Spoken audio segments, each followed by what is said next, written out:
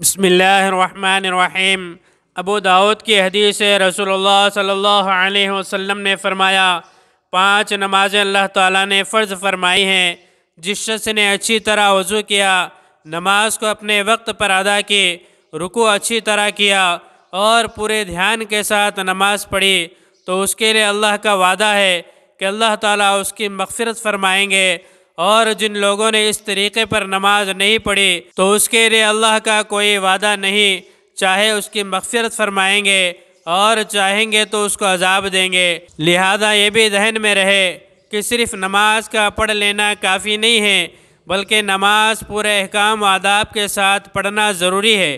نماز کے لیے جو وقت مقرر ہے اسی وقت میں پڑھنا ضروری ہے۔ اگر نماز کو اس کے احکام و آداب کے ساتھ نہ ادا کی جائے بلکہ جب دل میں آیا نماز پڑھ لی، وقت کا کوئی خیال نہیں رہا، یا جماعت میں شریک ہونے کی کوئی فکر نہیں کی، یا فرائض و واجبات، سنت و مستحبات میں کچھ کمی کر دی، تو اس طرح نماز پڑھنے کا کوئی فائدہ نہیں ہے، ایسی نماز کا کوئی ثواب نہیں ملا کرتا۔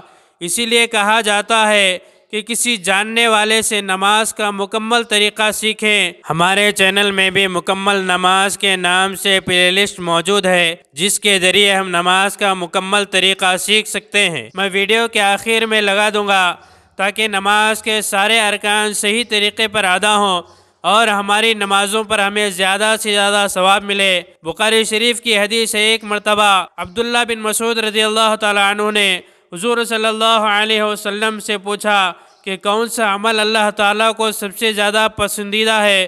تو آپ صلی اللہ علیہ وسلم نے فرمایا، نمازوں کو اپنے وقت پر ادا کرنا۔ اللہ تبارک و تعالیٰ سے دعا ہے مجھے اور آپ کو اور تمام مسلمانوں کو نماز کو صحیح ڈھنگ سے پڑھنے کی توفیق عطا فرمائیں۔ اس طرح کے اور ویڈیوز کے لیے ہمارے چینل کو سبسکرائب کریں، بعدوں میں لگے بیل آئیکن کو پریس کریں، زیادہ سے زیادہ شیئر کریں۔